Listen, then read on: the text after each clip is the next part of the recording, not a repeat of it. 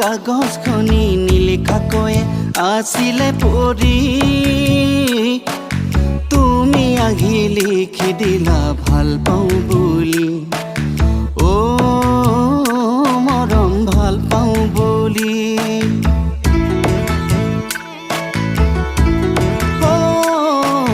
মৰম নামৰ কাগজখনি নিলিখাকৈ